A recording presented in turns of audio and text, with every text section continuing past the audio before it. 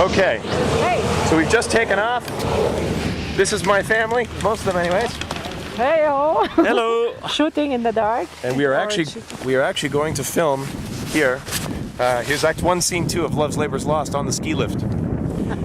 Boy, what sign is it when a man of great spirit grows melancholy? A great sign, sir, that he will look sad. Why, sadness is one and the self-same thing, dear imp. No, no, oh Lord, sir, no. How canst thou part sadness and melancholy, my tender juvenile? By a familiar demonstration of the working, my tough senor. Why tough senor? Why tough senor? Well, why tender juvenile? Why tender juvenile? I spoke it, tender juvenile, as a congruent epitheton appertaining to thy young days, which we may nominate tender. And I, tough senor, as an appurtenant title to your old time, which we may name tough. Pretty and apt. How mean you, sir? I pretty and my saying apt, or I apt and my saying pretty? Thou pretty because little. Little pretty because little, wherefore apt, and therefore apt because quick. Speak you this in my praise, master, in thy condign praise. I will praise an eel with the same praise. What, that an eel is ingenious? That an eel is quick? I do say thou art quick in answers. Thou heatest my blood. I am answered, sir. I love not to be crossed. He speaks the mere contrary, crosses love, not him. I have promised to study 3 years with the Duke. You may do it in an hour, sir. Impossible. How many is one thrice told? I am ill at reckoning, it fitteth the spirit of a tapster.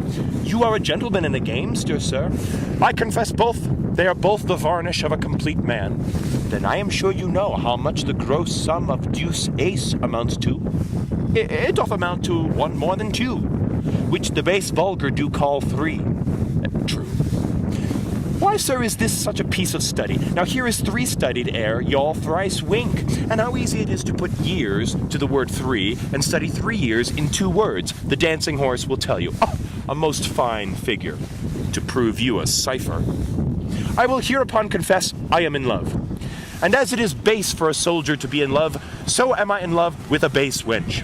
If drawing my sword against the humor of affection would deliver me from the reprobate thought of it, I would take desire prisoner and ransom him to any French courtier for a new devised curtsy. I think scorn to sigh, methinks I should outswear Cupid. Comfort me, boy. What great men have been in love? Hercules, master, most sweet Hercules.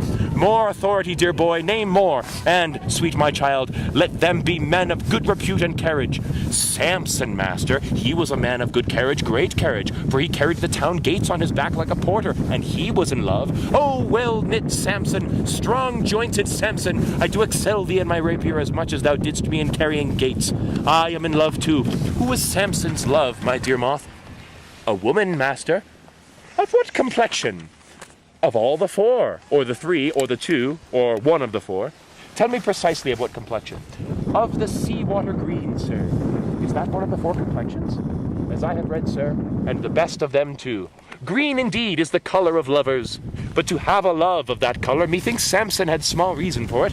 He surely affected her for her wit. It was so, sir, for she had a green wit. My love is most immaculate, white and red. Most immaculate thoughts, master, are masked under such colors. Define, well-educated infant. My father's wit and my mother's tongue assist me. Sweet invocation of a child, most pretty and pathetical. If she be made of white and red, her faults will ne'er be known, for blushing cheeks by faults are bred, and fears by pale white shown. Then if she fear or be to blame, by this you shall not know, for still her cheeks possess the same, which native she doth owe. A dangerous rhyme, master, against the reason of white and red. Is there not a ballad, Boy, of the King and the Beggar? The world was very guilty of such a ballad some 3 ages since, but I think now 'tis not to be found, or if it were, it would neither serve for the writing nor the tune. I will have that subject newly writ o'er, that I may example my digestion in some mighty precedent. Boy, I do love that country girl that I took in the park with the rational hind costard. She deserves well to be whipped, and yet a better love than my master. Sing, boy, my spirit grows heavy in love. I can take the camera if you want.